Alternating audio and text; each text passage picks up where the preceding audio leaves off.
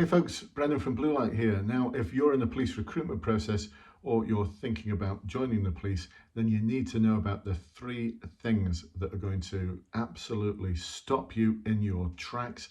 And it's not failing the interview, it's not failing the online assessment center.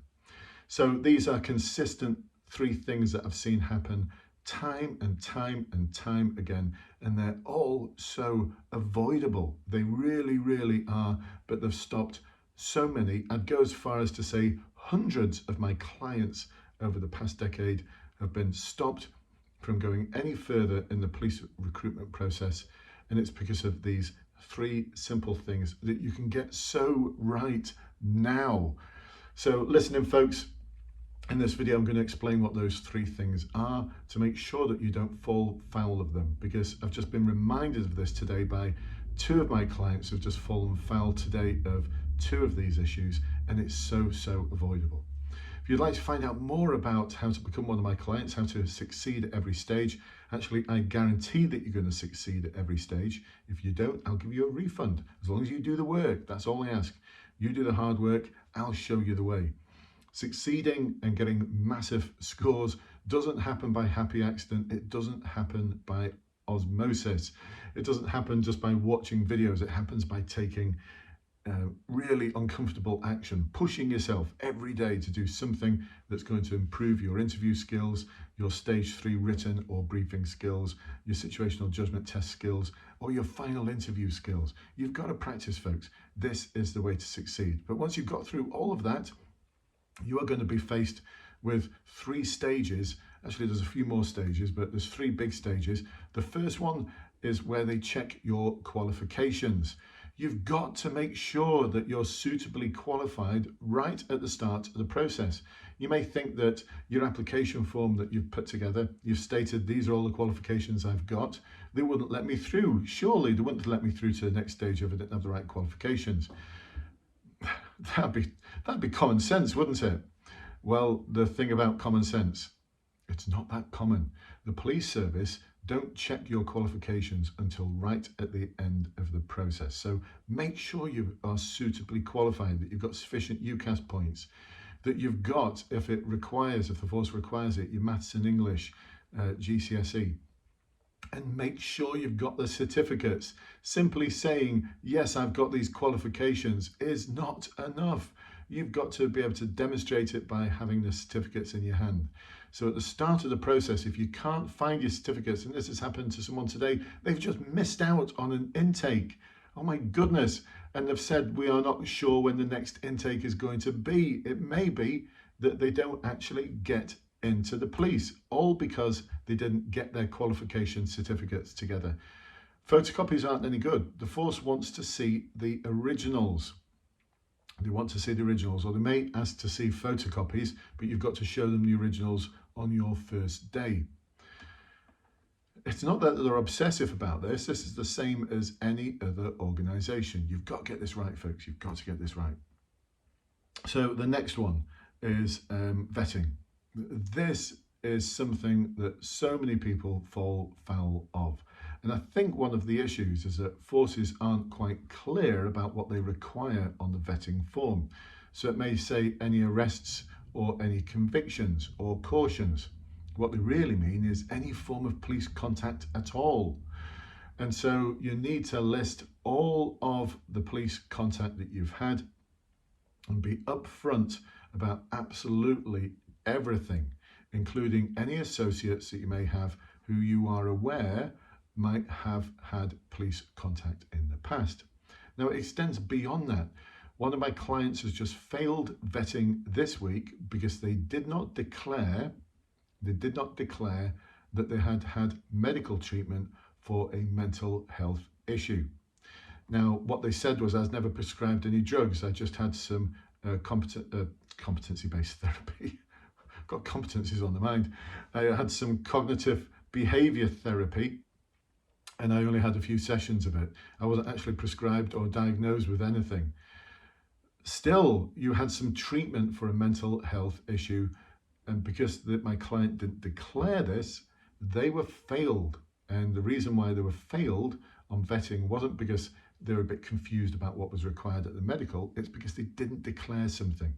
Now, it's the declaring things that's important. If you don't declare something and the force believes that you should have been aware of this thing, and after all, it's your life, you should be aware of what you've gone through, then they will fail you. One of my clients got failed about because he had some involvement in the police about 20 years ago when he was going through a messy breakup with his partner. It involved children, and he drove off with one of the children, and his partner at the time phoned the police to complain that he was kidnapping a child. Now, ludicrous, you can't kidnap one of your own children. It was a custody issue and it never went any further. I think he got arrested and de-arrested almost on the spot. He declared it, but he got the year wrong. And they failed him on vetting because he got the year wrong. And this was over 20 years ago. Another force, he declared it and said, I'm not quite sure of the year, I think it's this year, might be 1 or 2 years either side, and they accepted him. So vetting is a funny old thing. Some forces apply it more rigorously than others, but you've got to be up front, folks. If you're not, they'll fail you. And it's not just about you saying, well, I've not got any convictions, I've not got any cautions, but I've been arrested a couple of times. But they're all NFA'd, no further action, so I should be fine. No, that's not necessarily the case. I've just looked at someone's case history who wants to appeal, and I've suggested that there's no point in appealing. You've had too much police contact in your time, and it's not positive contact. It's not positive contact. One of my clients several years ago had been arrested once for a public order situation. He was released, no further action, but they looked up the arresting officer's statement. This was from several years ago, and the statement demonstrated that this individual had quite an anti-police rhetoric when he was arrested in the early hours in a very drunken state. He said some very insulting things about the police service, and that's why he was failed. That's it, no other reason. And he appealed, and the appeal went absolutely nowhere because he just said that your attitude towards the police in the past has not been the standard that we're looking for. So vetting is so important as well. The third thing, fitness. You're going to do the bleep test, and I know a lot of you are going to say it's only 5.4 on the bleep test, but depending on where you are in your life and what you've been through in your life, 5.4 on the bleep test could be quite a challenge. So the time to start practicing for it is now. Measure out the distance between those lampposts. Start doing the shuttle runs between the lampposts. Get to the app that's available freely that will help you do the bleep test and get to the 5.4 comfortably. Practice, practice, practice. So the day of your bleep test isn't your first rehearsal. And when it comes to things like BMI, you might think the BMI measurement system to determine body fat is old-fashioned and antiquated. But if your force uses it and says that you must have a BMI of between 18 and 30, then that's what they mean. They don't mean between the 17.5 and upwards. They don't mean 30.5. They mean 30 and 18. So make sure your BMI is in between 18 and 30. It's just the way the police are. You can argue it if you want, but the golden rule applies. Those who hold the gold make the rules. So those are three things, folks. There's so many more things, but those are three consistent things that are going to fail you, stop you in your tracks in the recruitment process, and you're going to kick yourself. You're going to absolutely kick yourself if you do get to that point and you've failed because of something that you could have done earlier, or you could have not even bothered applying because it would have been pointless. You could get to the end of a 18-month to 2-year journey applying to the police. All your hopes and dreams of being a police officer suddenly get dashed because of something you did when you were 16 years old. It's just the way of things. You can't join the police if there's any part of your past which might have to get disclosed and could be potentially embarrassing to the police in any prosecution case. Not you being prosecuted, but a case where you're the officer in the case.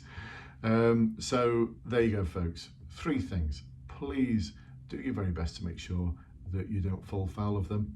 And come and join us. Join us in the Facebook group. There's some links below to come and join the group. Come and join me on my courses where I will guarantee that you pass. You do the hard work. I'll show you the way. You'll pass. That's just the way it goes. That's the way we roll. If you don't pass and you can demonstrate you've done all the work, I'll give you a full refund. How fair is that? How fair is that? All right, folks, hopefully this has been useful for you, and I'll catch up with you very soon. Bye-bye for now.